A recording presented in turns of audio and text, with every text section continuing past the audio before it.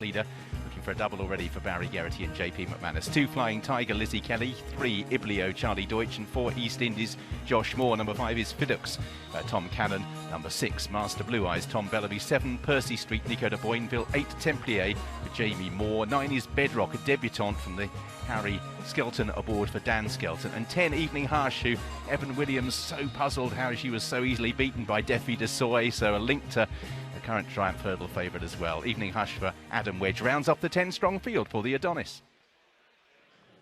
Richard, as you know as well as anyone, in the modern era, there are bookmakers who often, there are people who often sort of just go the same prices in the ring.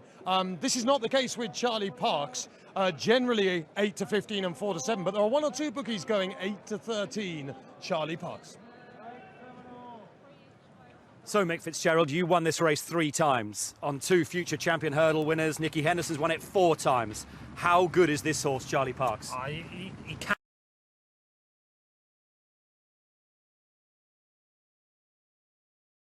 Place.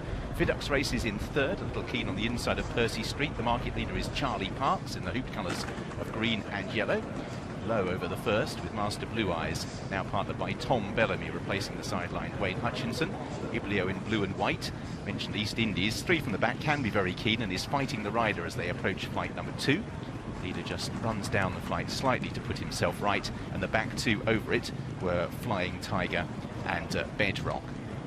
So out in front it is Templier who leads, from Evening Hush in 2nd place, Fidux racing in 3rd. On the inside of Percy Street, Charlie Parks settled nicely on the inside of Iblio as they turn away. And this is where they cross the all-weather track for the very first time. They cross it twice in all. You can see the change of surface there.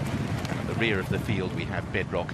And last to turn away from us is Flying Tiger. So back on the green stuff for a moment or two, and then recrossing the all-weather track in a moment. So heading on towards the 3rd, it's Templier who leads. From in 2nd place, Fidux on the inside of Evening Hush, ridden with a little bit more patience this afternoon. Towards the outside is Percy Street, Charlie Parks on the inside of Iblio, and East Indies, who is now pulling his way up out wide as they take that obstacle. Jumped it well as well. Still towards the rear of the field is Master Blueyes and Flying Tiger and Bedrock. Shortish run to the 4th, and East Indies joining stable companion Templier, but they were both out jumped on the inside by Fidux. Evening Hush settled in 4th place. Charlie Parks at this stage just tracking them on the rails. One would imagine Barry Geraghty to be perfectly happy. Mickey's settled perfectly all right, and about 5th or 6th place. He'll just come into shot in a moment or two there against the fence. Yeah, and he's on the perfect strip of ground as well, Richard. They've saved a little bit of ground right on the inside, and he's keen to stay on that. And Charlie Parks, the one noticeable thing about him is how quick he is through the air when he's jumping the obstacles. Yeah, he's absolutely mustard. Barry will be absolutely delighted in the position he is. You can see he's a really forward-going horse. But as they quicken down the back, Richard, this is where it really starts to count. It's his ball from the finish. East Indies is over. Charlie Parks just left a trailing leg there. Just for a moment or two he was just regathered the reins more than anything else for Barry Geraghty. Still travels okay. This is where the race tends to develop on the run down towards the 3rd last. East Indies out in front from Templier over on the far side.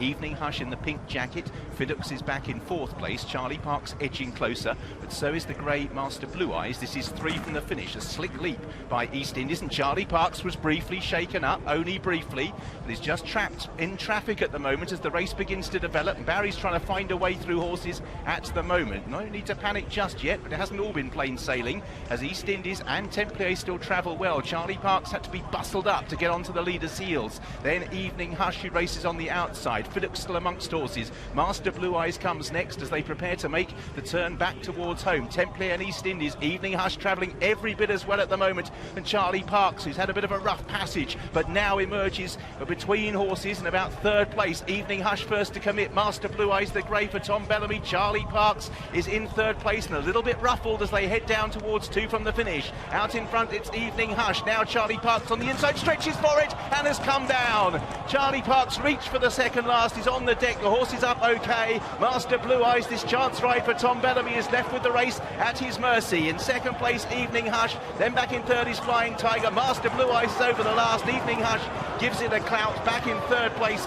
is Fidux ahead of Flying Tiger, but the race changing complexion at the 2nd last. Master Blueyes was going every bit as well as Charlie Parks at the time and has run out a ready winner of the Adonis by a good 10 lengths. Evening Hush in 2nd place. Fidux is 3rd. Flying Tiger, then Bedrock. Rock ahead of Percy Street, and behind those we have Templier. I'm pleased to say Charlie Parks has galloped across the line perfectly okay, and just looking back to see if Barry Geraghty is up okay. He's just still sitting down at the second last at the moment. It was a nasty fall. Master Blueyes, however, is the winner of the Adonis, taking advantage. Well, that's really good news that he's up and okay, Charlie Parks. But what a chance ride for Tom Bellamy. Wayne Hutchison will be sick watching this. It's a quick double for Alan King, and quite a shock in the opener, Mick. Yeah, there is a bit of a shock. And, you know, they went no gallop in the early part of the race, and when Luke took over, they'd started to quicken up. And